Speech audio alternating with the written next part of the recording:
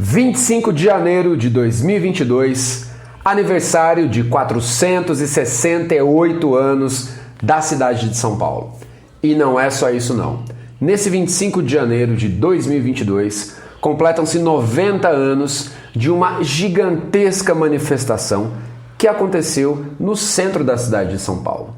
Mais especificamente na região da Praça do Patriarca e na Praça da Sé. Inscreva-se no canal, compartilhe esse vídeo aqui, curta esse vídeo e, cara, vem comigo. Vem comigo porque eu vou falar um pouquinho sobre tudo o que aconteceu naquela fria, chuvosa, torrencial e empolvorosa segunda-feira, 25 de janeiro de 1932. Vamos lá? Veja que batucada, que até parece metralhadora. Veja que batucada, que até parece metralhadora. A população paulista, e principalmente a população paulistana, já estava meio de saco cheio com o que estava acontecendo desde 1930, quando Getúlio Vargas assumiu o poder. A gente vai ter um vídeo especificamente sobre isso. No dia 22 de janeiro, São Paulo iria comemorar o 4º centenário da cidade de São Vicente. E aí os caras organizaram uma grande festa na capital paulista, muita coisa legal estava acontecendo, tá? E aí o Paulo Nogueira diz assim no livro dele: em meio do mês de janeiro, tornou-se imperativo realizar uma demonstração cabal da extensão e do poder popular do movimento, o movimento pró-constituinte, né? A gente vai ter um programa também sobre isso. O que, por certo, não caberia no simples quadro das festividades do 4º centenário de São Vicente, que já estavam programadas e em plena realização. Teceram-se, então, misteriosos cordéis. A Liga Pró-Constituinte, que tinha acabado de ser criada por alunos de escolas superiores, lançou a ideia de um comício monstro, um comício gigantesco a se efetuar na Praça da Sé, na capital paulista, no dia 25 de janeiro. Os caras fizeram uma divulgação gigantesca, muitas entidades acabaram participando dessa organização. E aí, meu irmão, no dia 25 de janeiro, aniversário de São Paulo, a prefeitura tinha decretado um feriado.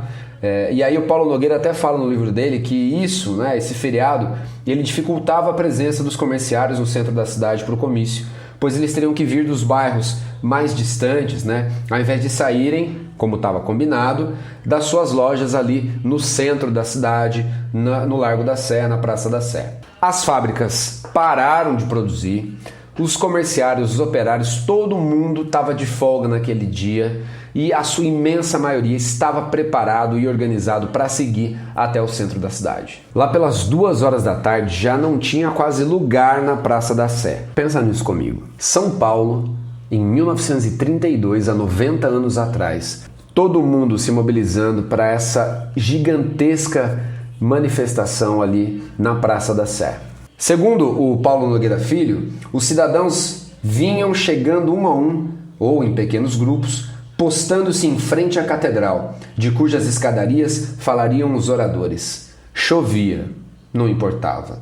Ninguém arredava o pé da posição tomada. A influência continuava incessante. E segundo Paulo Nogueira Filho, ele diz que muitas fotografias foram batidas em todos os ângulos e em todas as alturas.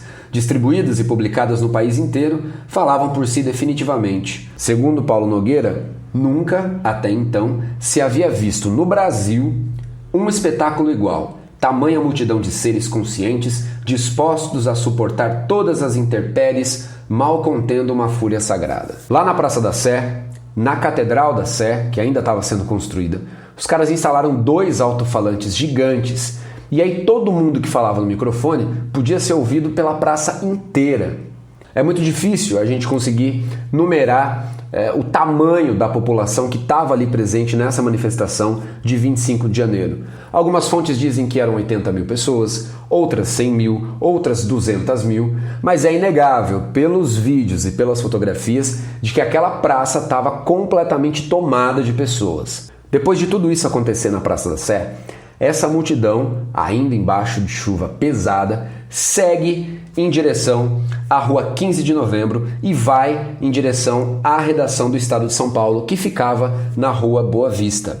Ali, na sede do Estado de São Paulo, do Estadão, quem se pronunciou foi o Júlio de Mesquita Filho, que nessa época, já em 25 de janeiro de 32, era um dos principais líderes e um dos chefes mais ativos desse movimento pró-constituinte, pró-constituição. Depois da fala do Júlio de Mesquita Filho, essa multidão segue pela Rua Líbero Badaró e continua sua manifestação. E segundo Paulo Nogueira Filho, enquanto essa passeata caminhava pela rua, tinha um cara lá numa janela, um chefe militar, que estava assistindo a esse desfile. Era o gaúcho general Isidoro Dias Lopes, que depois teve uma participação muito importante na Guerra Civil de 1932.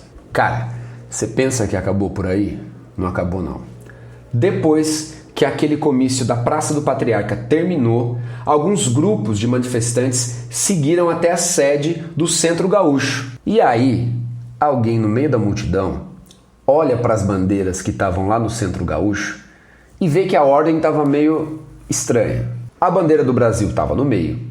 Do lado direito tinha a bandeira do Rio Grande do Sul. E do lado esquerdo, a bandeira de São Paulo. E aí o cara falou, meu, isso está errado.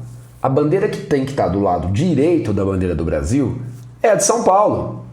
Você está em São Paulo. São Paulo que está abrigando esse grupo ligado aos gaúchos, o Centro Gaúcho. Então, a bandeira de São Paulo que tem que estar à direita e não a bandeira do Rio Grande do Sul.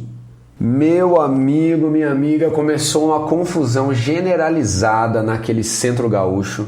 O Paulo Nogueira Filho diz que o empastelamento tornava-se iminente. Ou seja, esses caras iam invadir esse Centro Gaúcho e iam destruir tudo aquilo lá. Manifestantes arrancaram a placa de metal do Centro Gaúcho, colocada à porta do edifício.